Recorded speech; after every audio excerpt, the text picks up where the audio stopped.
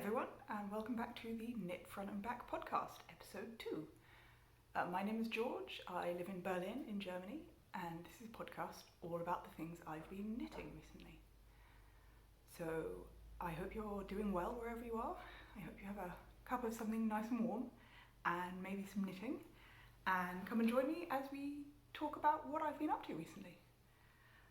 So the main thing I've done in the last few weeks is that I went on a trip to Warsaw in Poland, which is, if you've never been, Warsaw is a lovely city and the food is incredible. So really enjoyed visiting and eating there. I went with a couple of friends and we took the train, which is just my favourite way to travel. It's lovely, it's calm, you can have a nice beer, you can watch the world, and you can knit. So I was actually travelling with some friends, one of whom is learning to knit now, and he's just doing his first garter stitch scarf. So you might spot a few little clips of his hands at work in the video from there. But the main thing I completed while I was in Warsaw was an entire pair of socks. So these are them.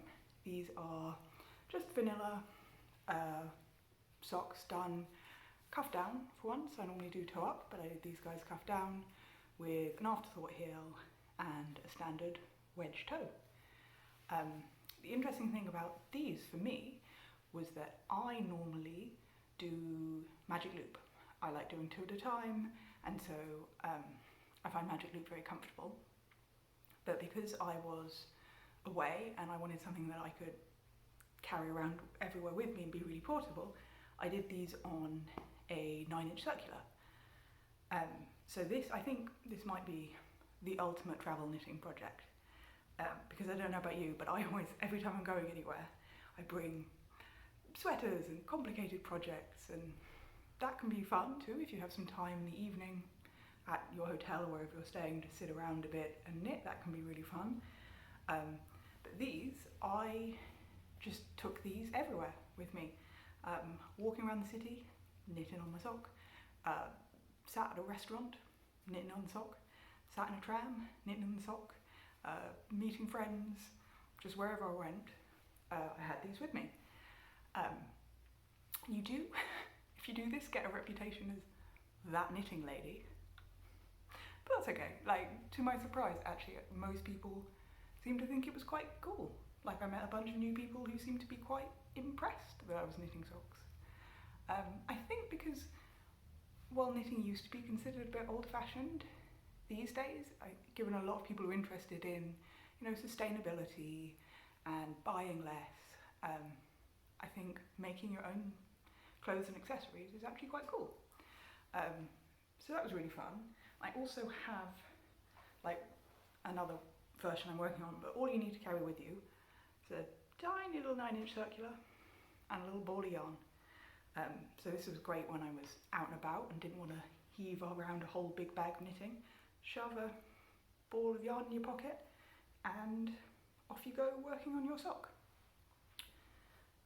So something else I did for these, which is unusual for me, I normally, if I'm going to do an afterthought heel because of self-striping yarn, I will normally do a peasant heel, right, where you put a bit of waste yarn in where you want the heel to be, come back later and pick that up.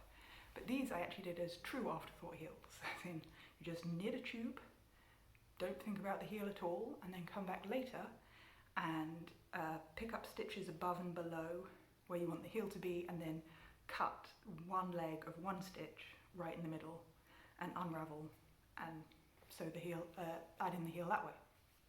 And I thought that was going to be a bit scary, like taking scissors to knitting, always going to seem a little bit alarming. But actually it was super easy. So to do, I followed a tutorial by Kay, the Crazy Sock Lady, so I'll leave a link to that down in the description. But it made it super easy, and in fact there's a tip Kay gives which I really like, which is that when you're unraveling the row of stitches, you leave the last 2 stitches on each side in place. So you still pick them up above and below, but you just leave the yarn tail essentially already woven through them, and that way you don't get any holes. Like, look, these, there's like almost perfect, no holes at all in the corners. So I think these actually came out even better than the peasant heels I normally do. And so I think I might do more true afterthought heels in the future. Just knit a tube and not worry about it. So what it looks like, if you haven't tried this, I have another one I prepared earlier. But yeah, if I'm at home when I start these, I'll start with the toes, because you can do that on magic loop or whatever you prefer, and then switch to your 9-inch circular once you're working on the foot. Or if I'm making these when I'm away somewhere and I don't have my larger needles, I'll start cuff down, because that's easier to cast on a 9-inch circular. And then you just make a tube. And these are actually going to be, I think, for my aunt for Christmas, this particular pair, but I don't know her exact foot size yet, so that's why I haven't put in a heel. Like, whenever I find out, I can add that in later. Something else I've noticed with this one is that I was knitting on this in the cinema, I think, where it's dark, so it's a little challenging, and I added a few stitches somewhere, so it's a little larger at the top than the bottom. But we're just going to go ahead and call that calf shaping. And this is the kind of thing, I used to be super obsessive, and if there was like a wrong stitch count anywhere, I would rip it all back and fix it. These days I'm like, a stitch here or there, it's not a big deal. But I think what I will do on these is that when I make the second one, I'll make sure to do a couple of increases on each side, just so the pair are even. But yeah, basically, this might be my new method for afterthought heels. Just don't bother with the waist yarn, because I think, like I say, the result comes out even better than using waist yarn, and it's super convenient. So these guys, this is, I think, the fastest, yeah, in fact by far the fastest I've ever knit a pair of socks. I more or less did one tube on one day and the other tube on the next day, and on the third day, when I had my tools with me, I just came back in and like finished off the toes and added in the heels and done. And that's, I think, the only reason I was able to do them that fast is because they were so small and portable on the 9-inch circular that I could just have them all the time. So I could just literally be knitting all day long. And that was really fun. And I also discovered toes. It is possible to do toes on a 9-inch circular. Not gonna lie, it's a bit of a faff. So if you have a longer needle with you, I would prefer to use that, but if you don't, it's actually fine. You can use the 9-inch circular essentially as a tiny, tiny magic loop as you do the decreases. And yeah, it's a little fiddly to work with, but you can make it work. And the other thing, because I had literally no tools with me, is I didn't have any stitch markers for the for where to place the decreases on the toes. So just pulled a bit of yarn off the tail at the cast on end, tied that in a knot, used that as a stitch marker. And then all you have to do is kitchen knit them once you have access to a needle. So yeah, perfect travel knitting project, I think. Oh, and I should also tell you about the yarn for this. So I wasn't planning to knit socks on this trip. I was planning to work on my sweaters, but sometimes you just want to knit a sock. So I only had this little guy who I'd already done most of this. So I finished him off on the first day, and I was like, no sock yarn. What is a girl to do? So we went and visited a local haberdashery in Warsaw called, please forgive me, I'm going to pronounce this wrong, Po Corcade, which was a very sweet little shop, but it had a lot of stuff in there. It had pins and bag making supplies and cotton for crocheting and little bits of fabric and all sorts of stuff. And the yarn it had was not generally the kind of yarn I'm so into. They had more of the kind of big, chunky, bulky acrylic stuff, which, to be fair, really good for beginners, and it was nice and affordable. So I think it's nice to have that option. but they didn't have a lot of sort of natural fibres and fingering weight sock yarn, which is what I prefer.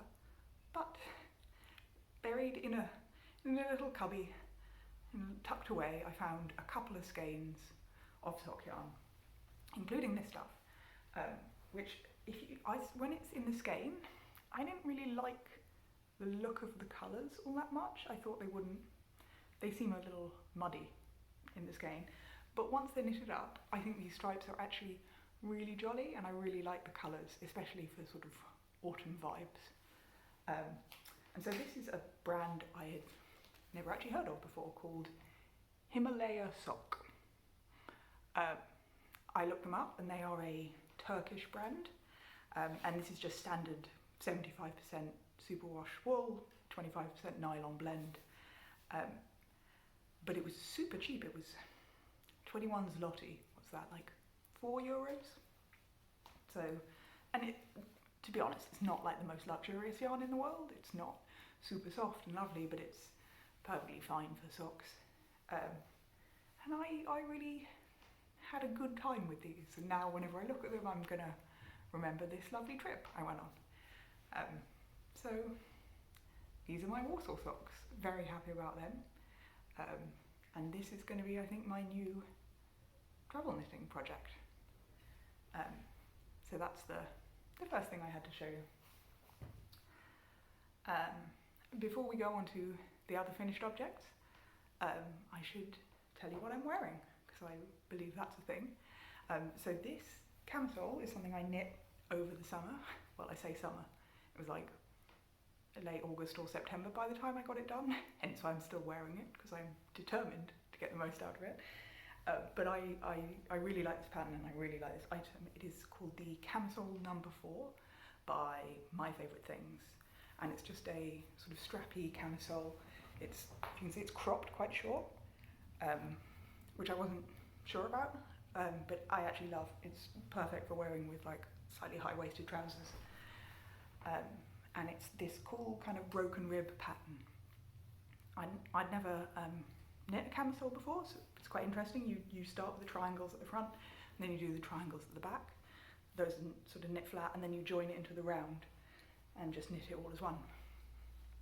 And so the yarn for this is, I actually use the recommended yarn, which I never do normally, but this is Knitting for Olive pure silk in the deep petroleum blue colour.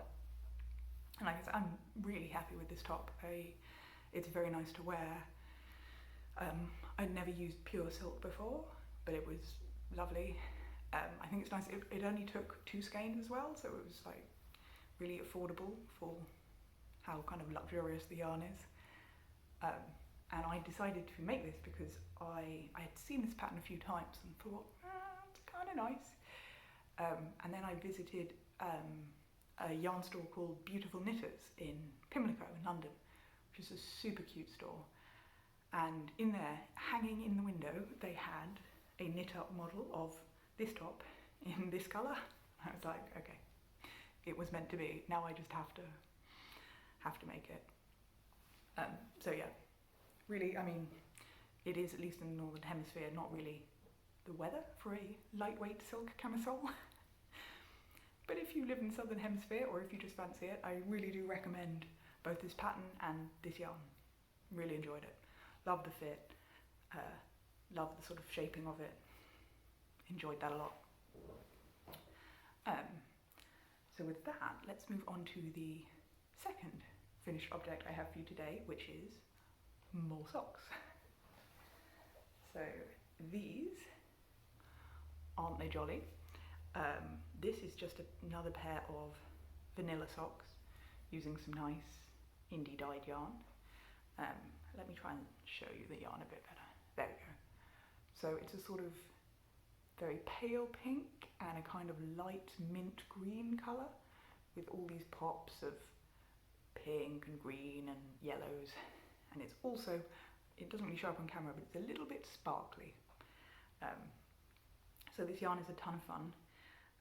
It is from a dyer near where my parents live in Dorking in Britain called Gillian Gladrag. So you can see is her This is her Boogie Wonderland colourway on a base which is 75% merino, 20% nylon and 5% stellina. So this is not a colour scheme I would normally go for, but I love this yarn. And the pattern, these are again mostly vanilla, but it's a pattern called Vanilla is the New Black by Anna Fletcher. And I talked a bit about this last time, but I really love the fit of these socks.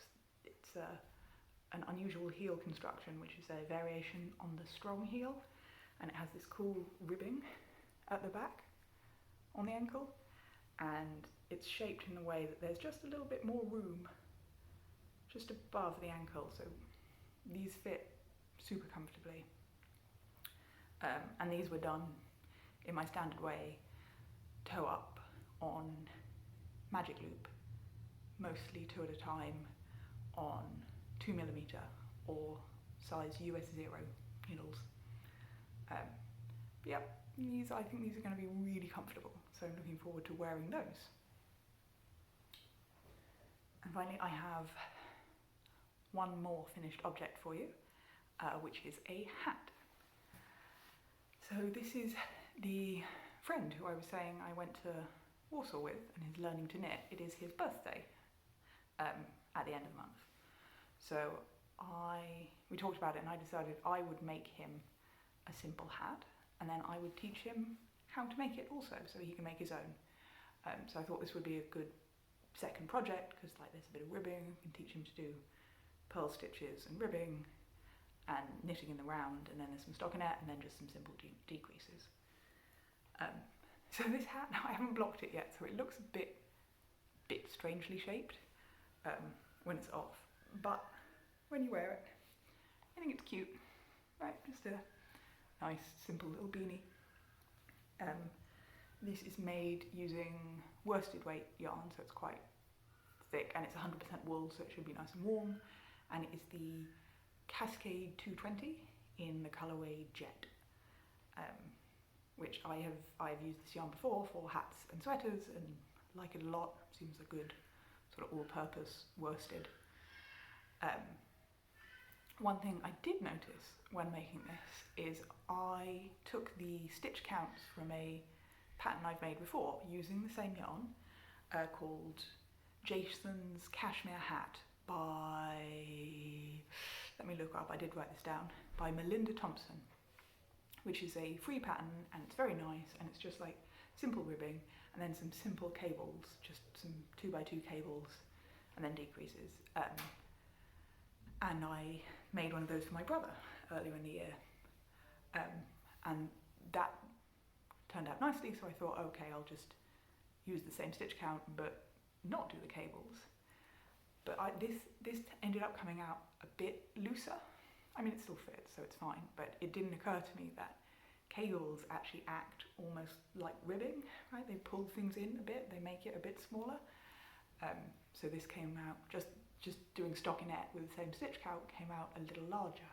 So, okay, didn't know that, but that's useful to remember for the future, that cables and stockinette are not completely interchangeable in terms of stitch count. But like I say, I mean, in hats, I think you can get away with quite a lot of variance in size. You know, they stretch, they seem to fit most people. So yeah, I think this, hopefully this will look a bit smarter once it's blocked. But I think when you wear it, it looks nice enough. So that's the important thing. So that was just another quick project that I did. And now, let's move on to whips, because I've been sort of getting things done recently. You know, this week it's been, today is actually quite nice and bright weather, but earlier in the week it's just been cold and cloudy, and I don't know about you, but I've spent quite a lot of time just curled up under an enormous pile of shawls watching Cowboy Bebop. It's been one of those weeks. But I have got some knitting done, so I will show you what I've been up to.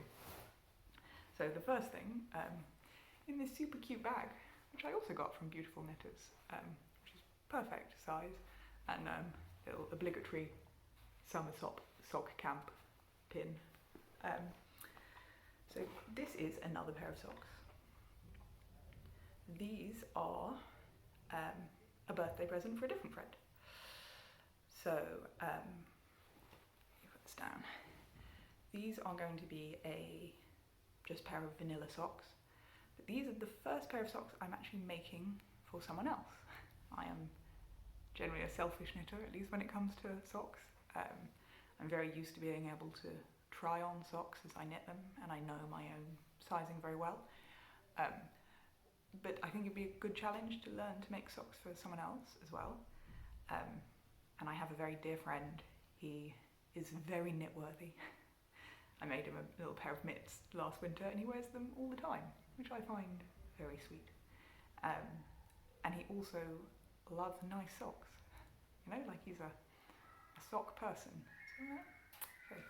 And yeah, it's his birthday next month. So I figure he definitely deserves some nice hand knit socks.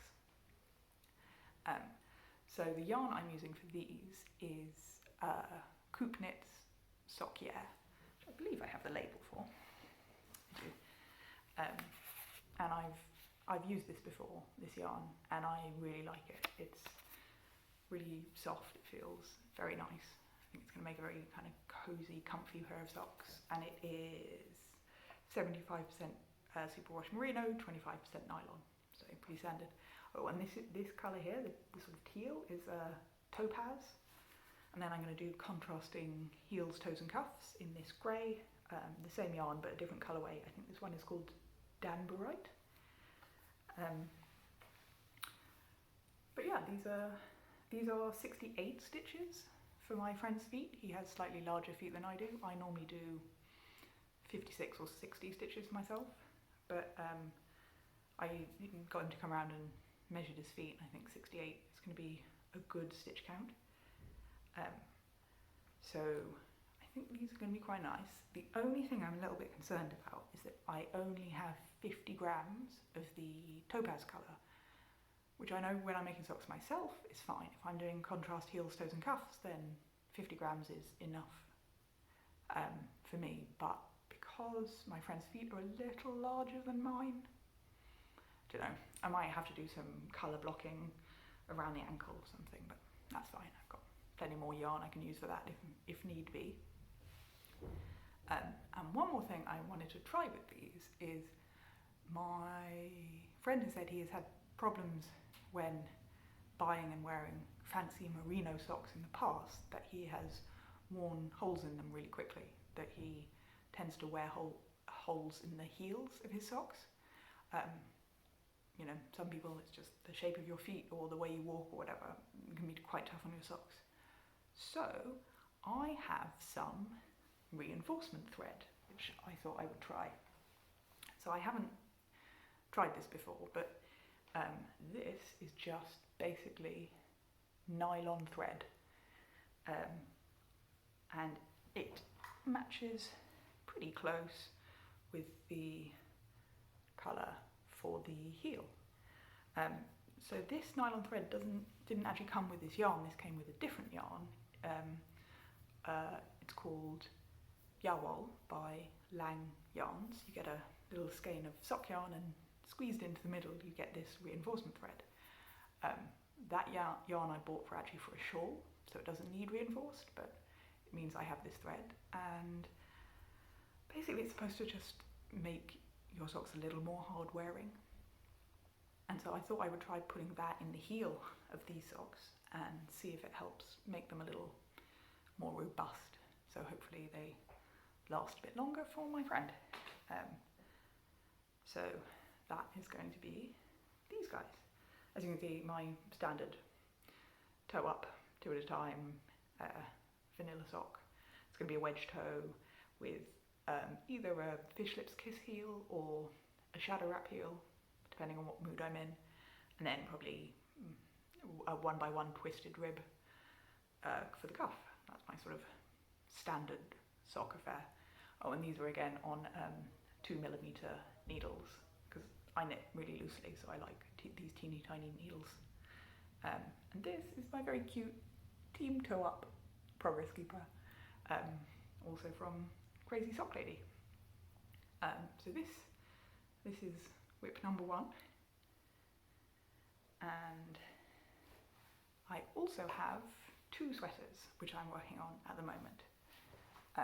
The first one, I will get out. This is a beautiful cabled design called Savin by Megan Babish, and this is, I don't have a lot of experience with cabling, so this is quite ambitious for me, but I'm really happy with how it's coming out so far. So this is the back of the sweater. I've already got the 2 sleeves done, and so I'm just working through the back. It's done bottom up in pieces and then seamed together, which I don't have a lot of experience with that either, but I think it'll be alright. But I love it. Like, it feels great. The pattern, it's challenging, but it's fun. I think it's coming together really nicely, and there's also a knit along for this running on Discord, and people have just sort of started finishing their Savins and posting pictures, and everyone's jumpers look amazing. So I'm really excited to get this done. I'm hoping to maybe get this done by the end of the year. That would be nice, because I like to wear it apart from anything else. But yeah, it's going really well so far. There's only one little mistake I've made, and I've tagged here, which is where I forgot to do a cable cross. I don't know if you can see, but there's a cable cross missing here. But I made a similar mistake on the sleeve and discovered you can just fix it with duplicate stitch. Basically, you get some of the same yarn and come in and add stitches over the top to where they're supposed to be, and no one can tell. So that's made me a bit more confident. Like, even if I make a mistake, it's fine. I can fix it later. So as you can see, I've just started decreasing for the shoulder sort of raglan. So I guess I'm about 2/3 of the way through this back piece. This was also, I also took this when I went away on my trip. I took this with me and did like 5 rows of it or something. But yeah, I'm really looking forward to getting this guy done and wearing it, because I think this is going to be really nice. So that's my Savin. And then I have one more thing which I'm working on, which is the Wool and Honey pattern by Andrea Mowry. And this guy, I have finished the yoke now. So this is what we're looking like. Absolutely love this pattern. Love the honeycombs. Love this yarn and this colour. Obsessed with this like honey mustard yellow. And like I say, we're technically ready to split for the sleeves. The reason this is off the needles is that I decided to block it, in that I need to check a little bit about the sizing. So this is supposed to have a drop here of, I think, 11.5 inches, something like that, and mine is only, I think, 9.5. So I'm not sure if I ought to do a few more like rounds of garter before splitting for the sleeves, or whether I should just go ahead and split on the basis that once the garment is made, the gravity of it will sort of pull it down a little bit.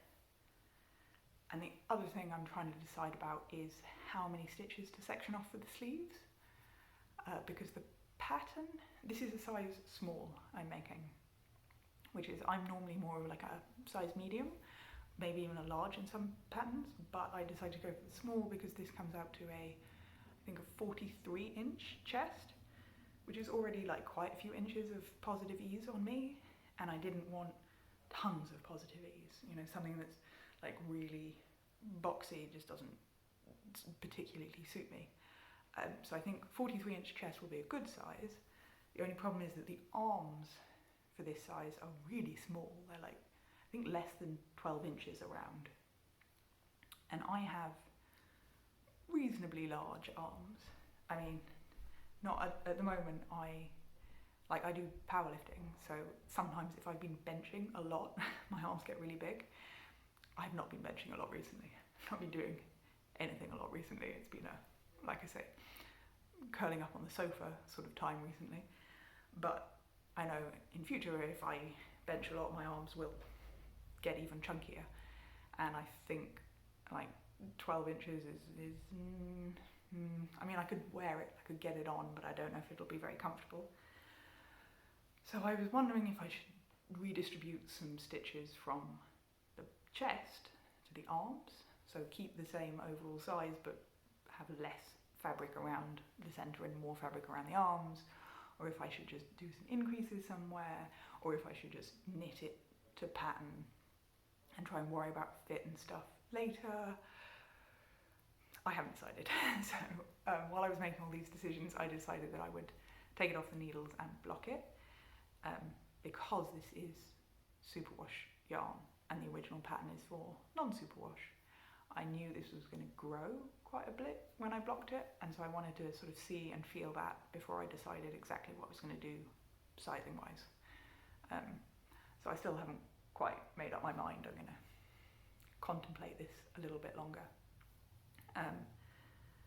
But yeah, I really like what I have so far. I think this pattern is so cool, and yeah, I just need to make some decisions about what to do next.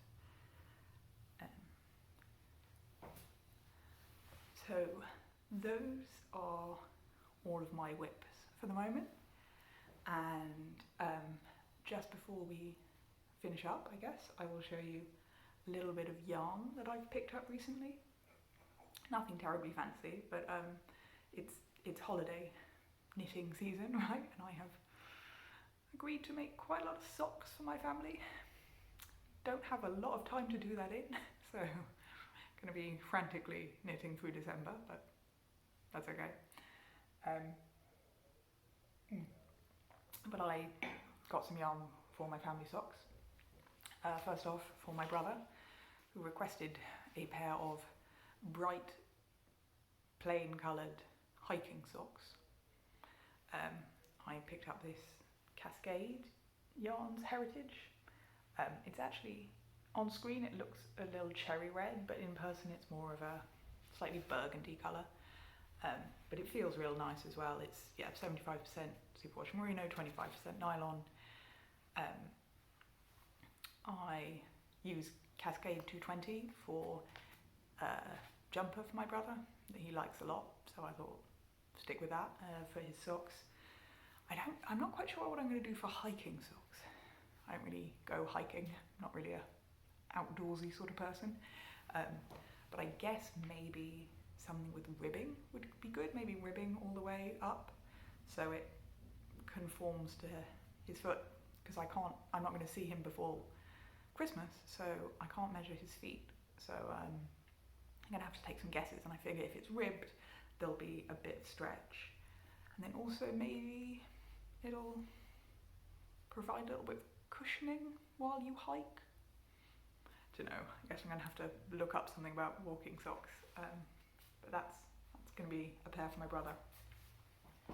And then also my sister-in-law has requested some thick cozy socks in multicoloured, and so I know DK socks are really popular at the moment, but I could not find very much DK weight sock yarn.